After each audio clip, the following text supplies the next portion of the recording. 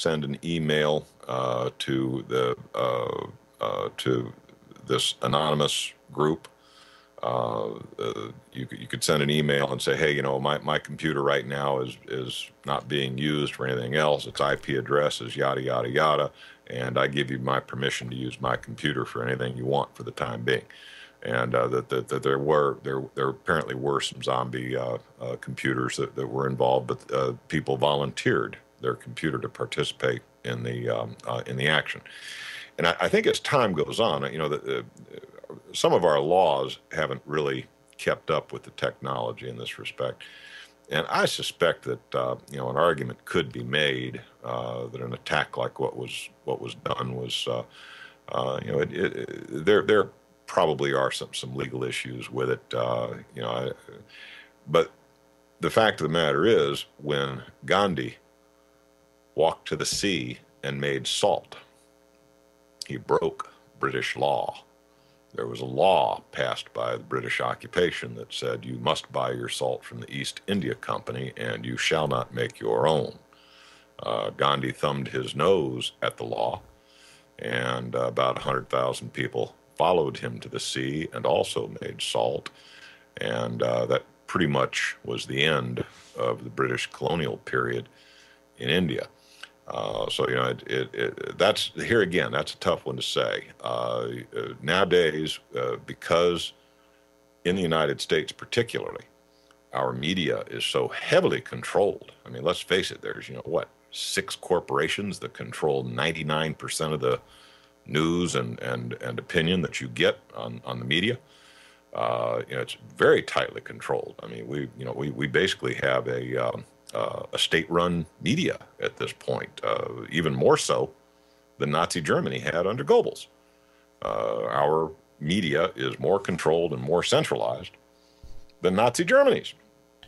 So all things considered, if you want to make, if you want to make a point, if you want to get attention for your cause, sometimes civil disobedience is the only mechanism that's available to you.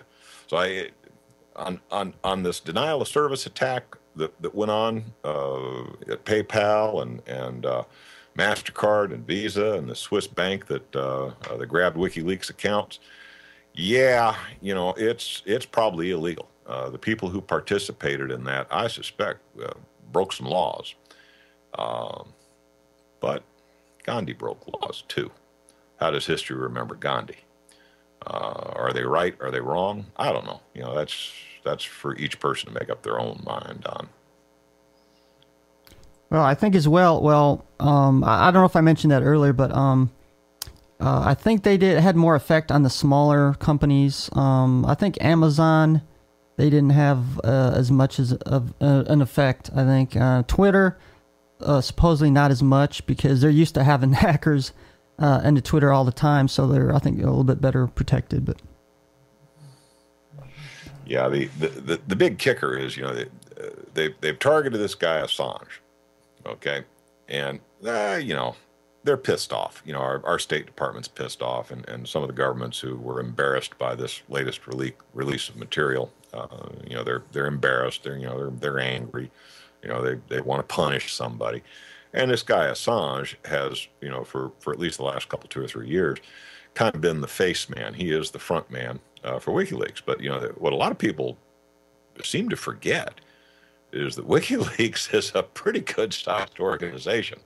If they do happen to throw this fella in the slammer and lose the key, do they really think that's going to stop WikiLeaks? I mean, if you snagged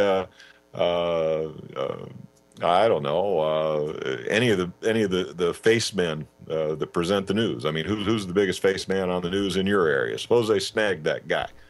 Is that going to stop them from presenting the news? Hell no. They'll just select a new editor-in-chief and they'll keep on trucking. I mean, these people have a business. They are making money. You know why they're making money?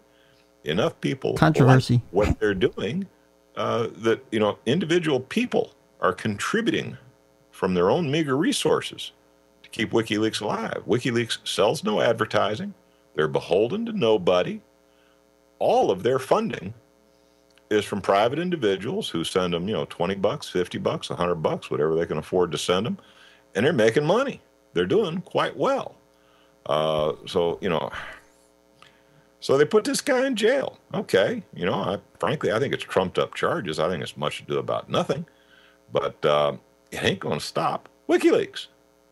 Well, actually, I believe, now this is what I read. Like I said, I don't know a whole lot about WikiLeaks, but supposedly they have like mirror sites, not just, I mean, they perhaps have a main website, but supposedly they have mirror sites on different, areas of the world, perhaps. So if, even if the main site gets taken down, then they have alternative sites as well.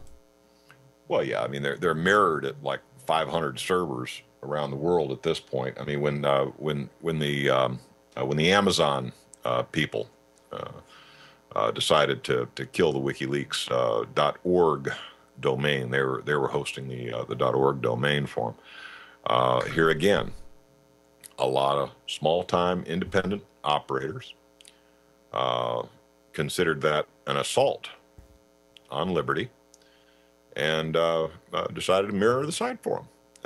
It's a grassroots type scenario. I mean, this WikiLeaks outfit, as much posturing as is coming out of government, this WikiLeaks organization has a lot of support from a lot of people. And frankly, I, in many ways, I think the government is shooting themselves in the foot by giving them too much attention. I think, if anything, WikiLeaks is going to be raking in the dough and have more support than they've ever had before. Not so much because the material they presented was all that great, because, like I said earlier, the material they presented, I could get better gossip at the checkout at the grocery store. I mean, it was really kind of lame, the stuff that came out. But, it's the government's reaction to it that's going to galvanize populations all around the world to support these guys. So if they really thought they were going to slow these fellas down by using the jackboot techniques on them, they made a big mistake. Well, now I do realize, like, supposedly I haven't seen everything that they put out, because I don't go to their site and read all the documents. But what if I kind of make a comparison? I know it's not the same comparison, but what if they start releasing documents that might be considered more harmful? Like, what if they got hold of people that are like agents that are undercover, or well, this is really not a real good example, but kind of like posting social security numbers online, or I'm sure they're not going to do that, but they have been very responsible about redacting key pieces of data. Now, one of the most damaging pieces of material that WikiLeaks has released right now is basically an analysis of specific manufacturing and infrastructure around the globe. Basically, our State Department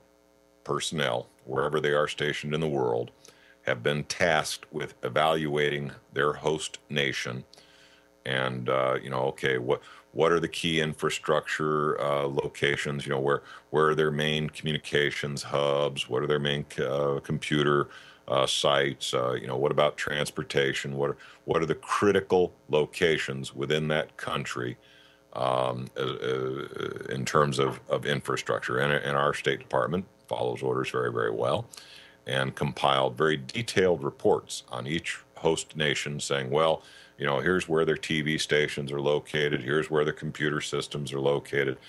Basically, they were spying on the host nations, okay? And this material was indeed compiled and transmitted as part of these cables. Well, WikiLeaks put all that material together and did indeed publish what our State Department considers to be the key infrastructure of every nation that hosts an embassy. Now, this was very embarrassing to the State Department because the State Department, didn't want it to be common knowledge, particularly within the host nations, that we were assessing them in such a way. And I guess some could make the argument that, what we've got here is we've got a blueprint. If we decided we wanted to take over one of these host nations, these would be our likely targets. Now, is that, is that something that our government should be doing? Is that something that, if they are doing, we should know about it? We should know that they're doing that. They're there representing us, supposedly. We're the ones who pay their paychecks. They're supposed to be operating, on our behalf. It's kind of like waterboarding. I don't know if was that Brazil. Yeah.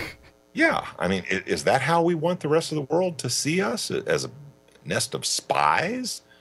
I mean, in civics class, you're told that the job of the embassy is basically to help American citizens who happen to be in that country visiting or whatever, and try to work trade deals. I mean, basically they're supposed to be there representing American business interests, trying to make sure that American business interests get a fair shake, making deals with the foreign government, and that if one of our citizens runs afoul of that foreign government, that the embassy is supposed to be there to help. Now, that's what you're told in civics class your embassies overseas are supposed to be doing. Uncle Al's got a good comment. The thing is, that's how the world works. Well, my point of view would be that's how the world works, because that's how we're working the world. That it's all a matter of perception. And if we're out there playing these games, well then can we really blame the Russians if they play the game that way? Can we really blame the Israelis if they're playing the game that way? We're supposed to be the biggest, baddest guy on the block. I mean, we should be setting the standard. And Uncle Al, you make a very good point. If that's the way we're playing the game, then we have no right to expect the rest of the world to play any differently. Maybe we should think about setting a higher example. I don't know. There's a couple different arguments on that. Well, even though, I don't really condone, of course, I don't condone a lot of stuff that they do, but, it's, I'm saying it's not just us. I know, I'd say most governments, if not all, some way or another, can do it. But well, yeah, I mean, the Israeli government spies on us something fierce and does it with money we give them. So, so we finance their nest of spies. We know they spy on us, and we seem to be supportive of their spy activities. Yet we get all huffy when the Chinese do a little bit of it. I mean, the Chinese are those boys ain't learned how to spy. They need to take serious lessons from the Israelis. Well, actually, us and Russia's been doing it for years during the Cold War. What, a couple decades? Or so? The fact of the matter is, Uncle Al, he hit the nail right on the head. That's the way the game is played.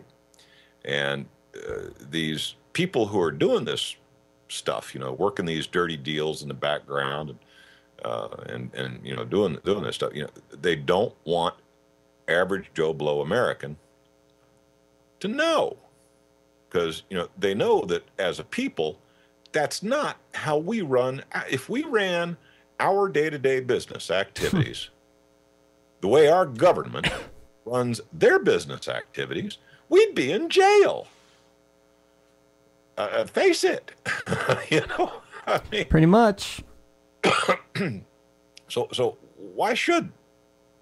Well, I think what it is we realize, or our government, USA government realizes that, even though we stop, that's not, never going to stop other countries from doing it, even a little bit. So I guess we're afraid to, because we're afraid they're going to get way ahead of us knowing, what's going on. So, we kind of, do it also, but maybe, well, I believe me, I'm not a Pollyanna on this. I know that we need to acquire intelligence. We need